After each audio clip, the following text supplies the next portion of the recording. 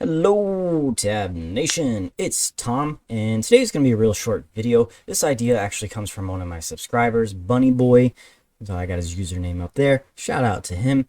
I honestly cannot believe I never thought to do something like this, but it's a great idea for people who are coding, and this will really work in any language. So it's great not just for AutoHotkeys. The script is written in AutoHotkeys, but this would be very great for using even writing like Python or something.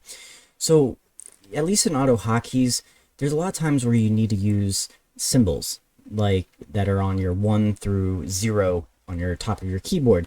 And in order to do that, you have to hold shift down, and then, if you want to use the and symbol, it's number 7. And that can be a bit of a stretch for your finger.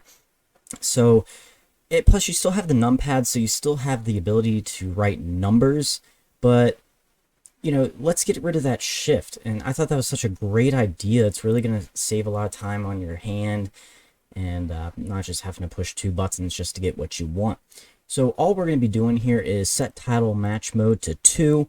And what that does is just, so like the full name of this up here, as you can see, it has like the whole path, and then it says -notepad++.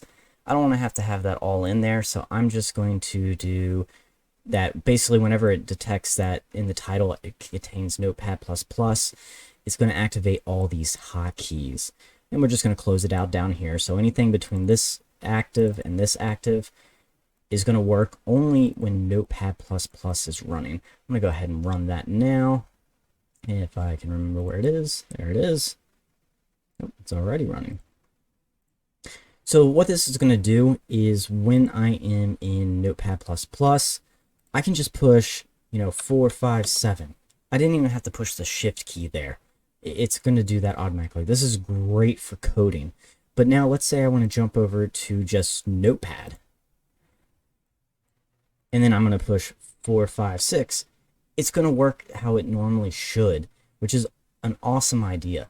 Now, let's say I am in Notepad++ and I just real quick want to stop these hotkeys working.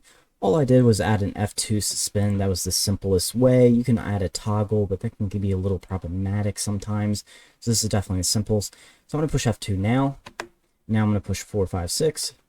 And as you see, it typed perfectly fine. I'm going to push F2 again to unsuspend. And there we go. We got those characters back. So I thought this was a really cool idea. Definitely it's something that's going to help you. You can add multiple if when active Notepad++.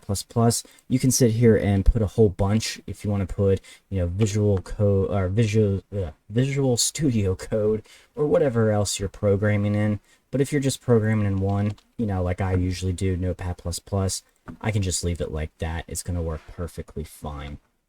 Hopefully this is something that's going to help you code a little bit better. Once again, shout out to Bunny Boys.